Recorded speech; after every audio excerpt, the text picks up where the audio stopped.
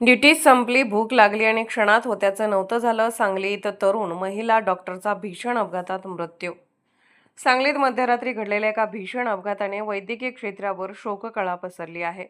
भूक लागल्यामुळे नाश्ता शोधण्यासाठी बाहेर पडलेल्या एका तरुण महिला डॉक्टरचा भरधाव कारच्या धडकेत दुर्दैवी मृत्यू झाला, तर तिचा सहकारी डॉक्टर जखमी झाला आहे. सांगलीतील विश्रामबाग परिसरात पोलीस अधीक्षक कार्यालयासमोरील रेल्वे उड्डाणपुलावर बुधवारी मध्यरात्री सुमारे 1:15च्या सुमारास हा भीषण अपघात घडला.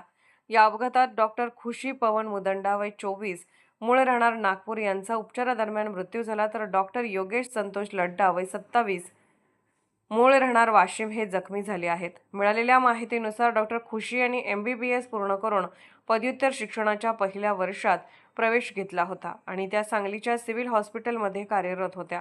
बुधवारी मध्यरात्रीनंतर त्यांची ड्युटी संपल्यानंतर त्यांना भूक लागल्याने त्यांनी सहकारी डॉक्टर योगेश लड्डा यांच्यासोबत नाश्ता मिळतो का हे पाहण्यासाठी मोपेडवरून बाहेर पडण्याचा निर्णय घेतला. विश्रामबाग चौकापर्यंत नाश्त्याचे कोणतेही दुकान सुरू नसल्याने दोघे लक्ष्मी मंदिराच्या दिशेने निघाले. त्याचवेळी पोलीस अधीक्षक कार्यालयासमोरील रेल्वे उड्डाणपूल चढत असताना समोरून भरधाव वेगाने खाली उतरणाऱ्या एका कारने त्यांच्या मोपेडला जोरदार धडक दिली. या भीषण धडकेत दोघेही रस्त्यावर फेकले गेले. डॉक्टर खुशी यांच्या कमरेजवळ गंभीर दुखापत झाली होती.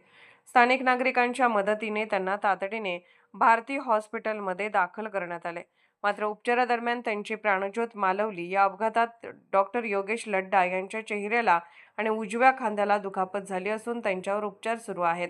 या प्रकरणी विश्रामबाग पोलीस ठाण्यात गुन्हा दाखल करण्यात आला आहे. धडक देणाऱ्या कार चालकाविरुद्ध गुन्हा नोंदवण्यात आला असून त्याचा शोध सुरू आहे. या घटनेचा पुढील तपास पोलीस उपनिरीक्षक निवास कांबळे करत आहेत. दरम्यान सिव्हिल हॉस्पिटलमध्ये कार्यरत असलेल्या डॉक्टर खुशी मुदंडा यांच्या निधनाची बातमी समजताच सहकारी डॉक्टर, मित्र, मैत्रिणी आणि कर्मचाऱ्यांमध्ये शोककळा पसरली. सिव्हिल हॉस्पिटलमध्ये त्यांना श्रद्धांजली अर्पण करण्यात आली असून सोशल मीडियावरूनही अनेकांनी त्यांना भावपूर्ण श्रद्धांजली वाहिली आहे. भरधाव वाहनामुळे होणारे अपघात दिवसेंदिवस वाढत असून या घटनेने आणखी एका कुटुंबावर दुःखाचा डोंगर कोसळला आहे.